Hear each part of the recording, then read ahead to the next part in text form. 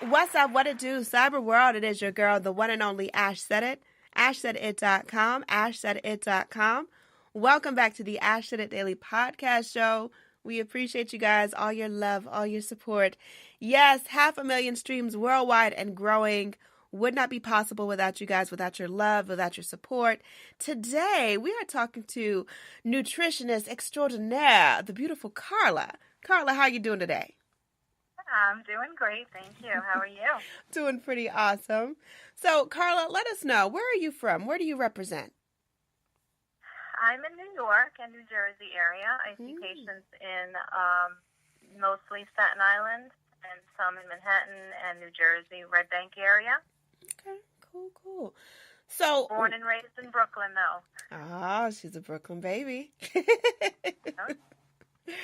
Yes, Carla, what is the difference between a food allergy and a food intolerance? Okay, well, food allergy, I'm sure a lot of people are familiar with that term, is when you might be exposed to something in the air or something that you eat that may cause a reaction like your throat closing or a hive or make you a little nasally or itchy, and that's actually your immune system reacting, and it's an IgE antibody, whereas a food sensitivity, also triggered by the immune system, is an IgG antibody, and the reaction is very different. It could be eczema, it could be a stomach ache, it could be some other type of rash, it could be a joint pain, headaches. So that's why I started doing the Pinnertest to my clients, because when I did the test and removed the food from my diet, my headaches went away. Wow. So have you seen a lot of success with the Pinnertest in your clients? Yeah, absolutely. We've had, I have so many success stories. I'll try to just, stick to one or two. But, we've been able to detect, celiac disease in certain patients. You can't diagnose celiac with the test, but it can trigger a referral to a GI doctor that would be able to do the test. And it's so non-invasive. It's just a little finger prick instead of, having to go all the way to the doctor and be put under anesthesia, without actually knowing, okay, could this potentially be a problem? What are some of the options that you've been able to steer people into if they are allergic or intolerant to certain foods that maybe they love, like corn or spinach? Yeah, and those are pretty common. When people eat a lot of a certain food, they could become sensitive to it because it is actually your immune system reacting to something that you're eating that you're not digesting properly. So say, for example, you eat a lot of dairy, and your body doesn't break it down properly, so you're absorbing undigested dairy protein. Your immune system may decide, okay, I don't recognize this undigested protein. We only recognize digested protein, so we're going to start building antibodies to this.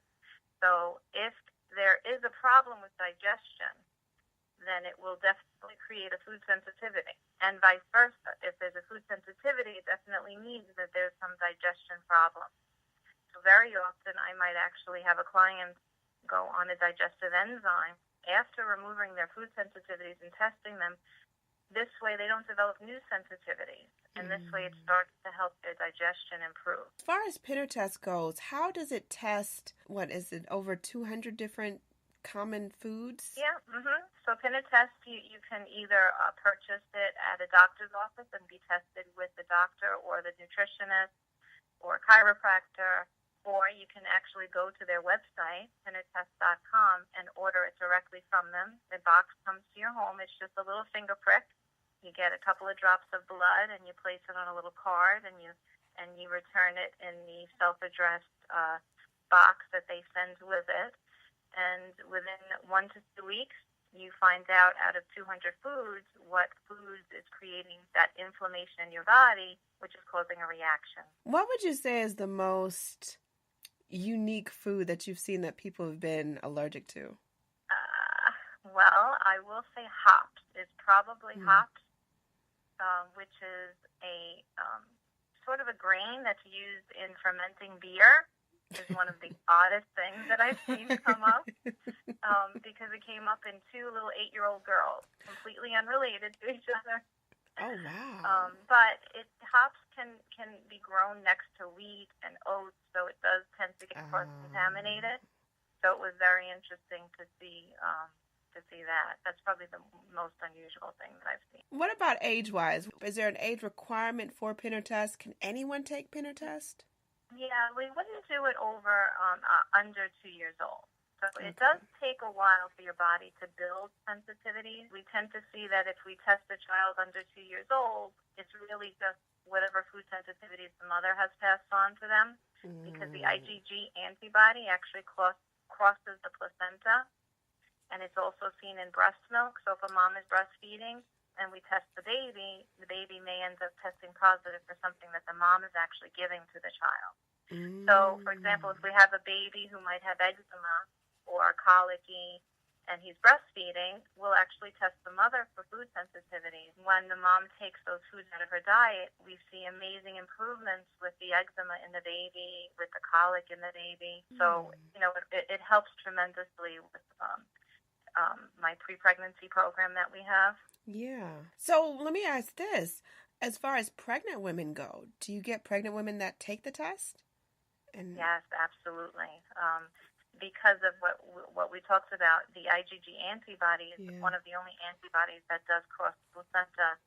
And it does that because as we also build those particular antibodies to virus and bacteria. So it's an amazing thing that the body does to protect the baby. Unfortunately, some of us build antibodies to foods. So we don't want our babies being born with these sensitivities. So many women will get tested when they're pregnant in the hopes of having the baby a little healthier when they're born. And it really does make a huge difference with the baby. Gotcha. All right, so you guys hang tight with me. We're going to be back with Nutritionist Carla with some more information that you all need to hear. Did you know that some foods can cause weight gain, body aches, and extreme fatigue? These are just some of the symptoms of food intolerance. Well, what is food intolerance? Food intolerance can occur when the body cannot properly digest certain foods. This can result in acid reflux, migraines, and so many other painful issues. How do you find out what foods are causing this irritation? It's easy. Pinnertest. With 500,000 satisfied clients worldwide, Pinnertest is the #1 way of identifying foods that may be causing discomfort. This simple at-home kit is easy to use with results usually within 2 weeks via email. It's that simple, all right? What are you waiting for? Go visit Pinnertest.com and use my special promo code AshSaidIt for your discount today. Welcome back to the Ash Said It Daily podcast show. We appreciate you guys. We're talking to Nutritionist Carla. And in conjunction with making sure that we're eating the right stuff, Carla, everything's going good, you're also helping potential moms with fertility. Let's talk about that fertility program. Sure, I'd love to. This is my passion, Ash. So many women are told that they are unable to become pregnant, and they're convinced to try invasive things like IUI or IVF or injections of hormones, when a lot of times just improving your nutrition, taking a few vitamins and removing foods that cause inflammation in the body is all you need to do to become pregnant. So I have a program in my office where not only are we helping, kids and adults, but we're also helping women who, may have tried for a few months to become pregnant or years, may have failed IVF or IUI, and they're looking to get healthier, to prepare for a healthier pregnancy and to improve their fertility. And, we have a couple of patients who, we did the vitamins, the healthy diet, and it wasn't until they did the Pinnertest and removed their food sensitivities that they were able to become pregnant. So that, this really just, it reinforces to me how important it is for our bodies to get to the source of that inflammation and to remove it from the body so that it can function better.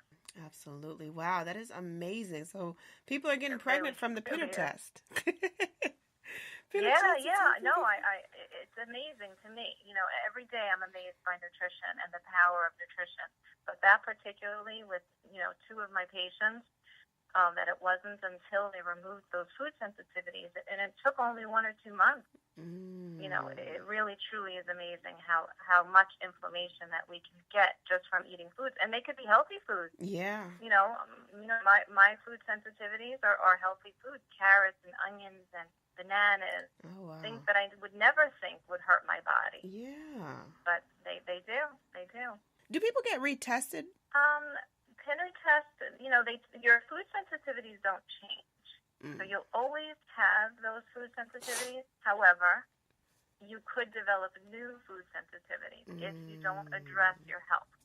So if you don't improve your digestion and start a good healthy regimen of, maybe it might include probiotics and enzymes and some sort of healing the gut with a nutritionist, then you'll definitely develop new food sensitivities. But if you're working with a clinician who can help you heal your gut systematically, then chances are you're not going to need to do the test anymore. All right, Carla, I know you got to go, but we appreciate you so much. Let us know, what's the best way to get in contact with you if they may need to come and see you, Carla? Yeah, for sure. And we're going to be starting to see patients all over the world, not just in my community, because I need to let more people know about this fertility program. Yeah. So you can just go to my website, carlasfamilynutrition.com. That's probably the best way to reach us. We're on Facebook too. We're on Twitter too. But once you get to our website, you'll be able to connect in all those different social media aspects. Sounds like a plan. Thank you so much for joining us today, Carla. Thank you, Ash. And I thank you guys for downloading this show. I appreciate you so very much. Keep in mind, anyone to tell you that you can't do what you want to do, you look them square in the face and tell them, don't believe me, just watch. Watch what I do. Watch me make it happen. Watch me make history. That's what we're doing this for. We're doing this for the history books. Social media is nice, but real life is so much better. Until next time, you guys.